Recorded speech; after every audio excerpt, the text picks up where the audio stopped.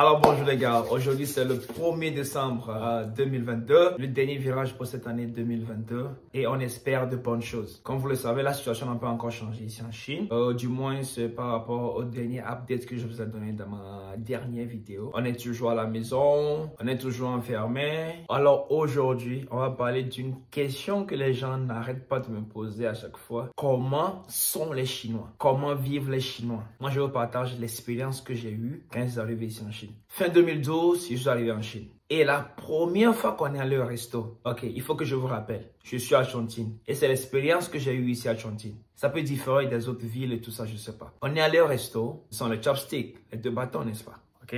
Mais ce que j'ai remarqué est que tout le monde, vous mangez ensemble, ok?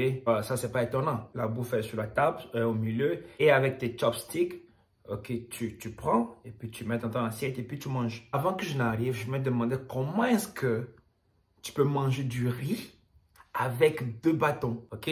Ce sont des grains.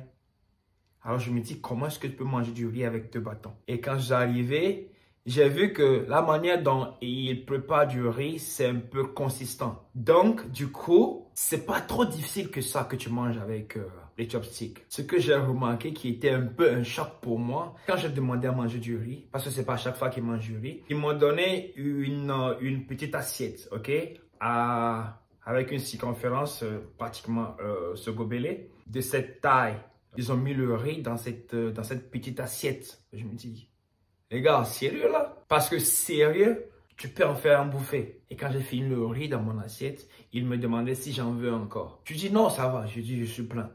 Donc, je ne voulais pas demander encore parce qu'il y a personne qui demandait du riz. C'était moi seul qui demandait du riz. Alors, quand ils m'ont demandé, est-ce que j'en veux encore? J'ai dit non, je suis plein, je suis plein. Mais à vrai dire, je ne suis pas plein du tout.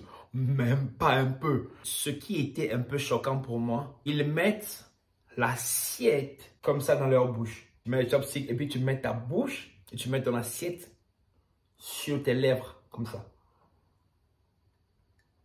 Et voilà, comme ça tu manges. Bon, j'étais étonné au premier abord. J'imagine moi à table avec ma mère, avec la famille, et puis je prends mon assiette et puis je la mets, et puis je mets mon assiette, et puis comme ça, et puis je commence à manger. Je vais avoir une claque. Sérieux, je vais avoir une claque. Et autre chose qui m'a marqué est que quand ils mangent, ils émettent du son. C'est genre, tu peux entendre quelqu'un manger au fond de la salle. C'est assez flagrant. L'éducation que moi j'ai eue quand je suis arrivé est que on parle pas la bouche pleine. C'est ce qu'on m'a appris depuis l'enfance. Quand tu as quelque chose dans ta bouche, tu parles pas. Tu files ce que tu as dans la bouche et puis tu peux parler. Au début, j'avais du mal à sortir avec les Chinois. Parce que c'est un peu dérangeant. Quand tu manges avec quelqu'un, d'abord, il émet du son.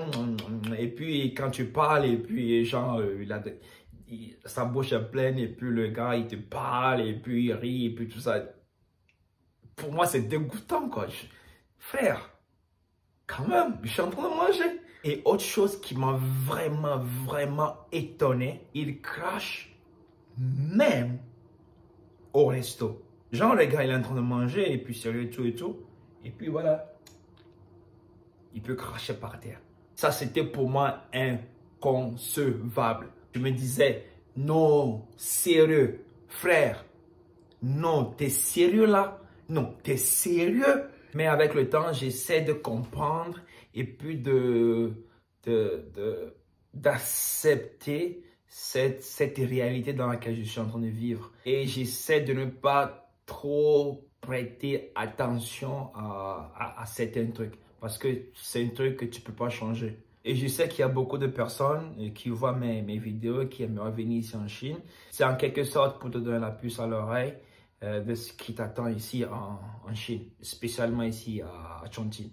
C'est vrai que Covid a tout changé, mais avant Covid, les gars sont vraiment généreux. Les Chinois ici à Chongqing sont vraiment généreux. Ils aiment les étrangers. C'est comme à Lomé. On aime les étrangers à Lomé. Les étrangers à Lomé, on t'aime. On ne te connaît pas, mais on t'aime. On sait que tu es étranger, on t'aime. C'est un peu l'ambiance ici avant Covid ici à Chongqing. Quand tu te sens désiré, tu te sens aimé, tu te sens à la bonne place. Mais après Covid, les choses ont tout bouleversé. Tout a changé. Et puis, c'est pas comme avant, quoi, tu vois. Et du coup, je suis venu en Chine. Je serais très ravi. Et je vais te conseiller de venir aussi à Chongqing. Alors les gars, si vous avez des questions, n'oubliez pas de les poser sous la vidéo, dans les commentaires. Et puis voilà. Alors c'est tout pour aujourd'hui et on se voit dans la prochaine. Prends soin de toi et puis prends la vie du bon côté. Décembre. Alors comme le disent les Ivoiriens, ça allait mon gars. Si tu vois plus de vidéos comme celle-ci, ça me ferait plaisir que tu t'abonnes à la chaîne. Et puis, moi c'est Dijom. Prends soin de toi, prends la vie du bon côté.